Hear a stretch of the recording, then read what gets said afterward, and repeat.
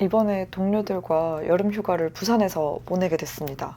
전 직장 동료들인데 서울역에서 부산까지 기차로 3시간 정도가 딱 걸리더라고요. 그 시간 동안 뭐라도 만들어 보고 싶은 거예요.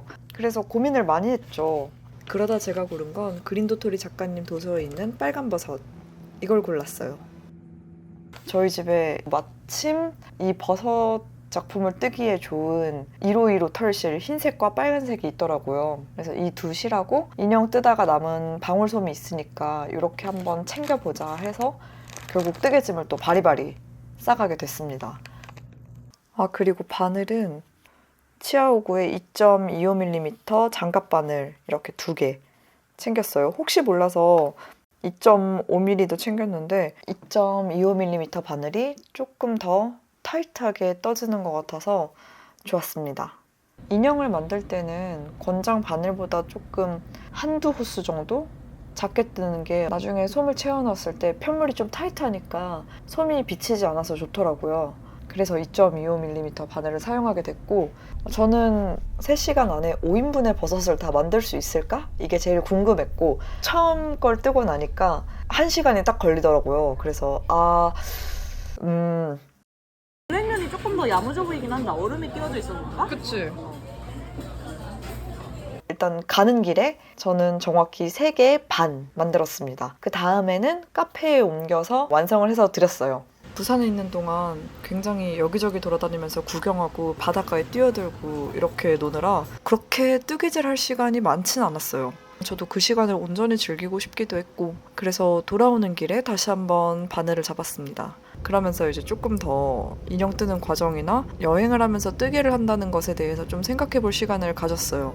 저는 뜨개질을 처음에 망원동에 있는 에이니티 스튜디오의 원쌤에게 배우기 시작을 했는데, 그때 들었던 수업이 양말뜨기 특강이었어요. 선생님이 홍보 자료를 블로그 포스팅으로 올려두셨는데 거기에 이제 그런 식으로 써있더라고요. 긴 시간 동안 뭐 유럽이나 다른 먼 나라를 여행을 할 때 보통 비행기를 10시간 이상을 타니까 뜨개 바늘은 비행기 반입이 되거든요. 그래서 그 뜨개 바늘을 가지고 탑승을 해서 아기 양말을 뜨기 시작하는 거예요. 선생님이 옆자리에 아기와 이제 부부가 타고 있었대요. 그래서 10시간의 비행을 하면서 내내 아기 양말 한 켤레를 만드신 거예요. 참고로 지금 보고 계신 사진이 실제 선생님이 출간하신 책과 제가 떠본 수록작입니다. 그리고 내리는 순간에 그 아기와 부부에게 선물을 하신 거죠. 이렇게 뜨기를 하게 되면 선생님은 가는 비행시간이 지루하지 않아서 좋고, 옆자리에 있었던 가족들에게는 뜻밖의 선물이 생겨서 되게 여행의 출발을 기분 좋게 할 수 있잖아요. 그게 출발이든 끝이든. 저도 약간 그런 경험을 만들고 싶었나 봐요. 그래서 이번에 이렇게 가는 동안에 나는 뜨개질을 하고 내가 만든 뜨개질로 사람들이 추억할 수 있는 기념품 하나씩 나눠 가졌으면 좋겠다 해서 이 빨간 버섯을 만들기 시작했어요.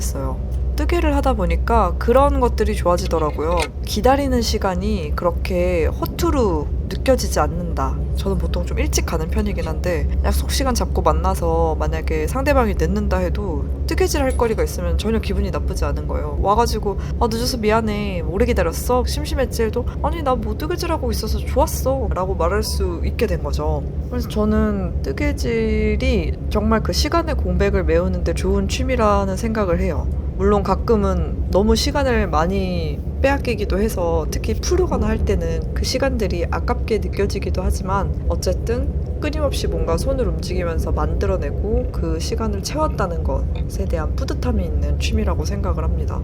그래서 주변 사람들에게도 많이 얘기를 했고 이렇게 영상도 만들고 있고 하는 것 같아요. 이 도안이 서술형으로 설명이 되어 있어서 좀 헷갈릴 수도 있긴 한데 버섯 자체는 굉장히 쉽고 빠르게 끝나기도 하고 중간중간 필요한 부분은 사진이나 그림 설명도 충분히 되어 있어서 어려운 게 없었어요. 겉뜨기와 안뜨기, 그 다음에 코 늘리기 줄이기 정도? 이 정도 해주시면 쉽게 할 수 있고, 인형은 저는 좀 접하기 어려웠던 게 바느질할 게 너무 많은 거예요. 솜도 채워야 되고 바느질 해야 되고.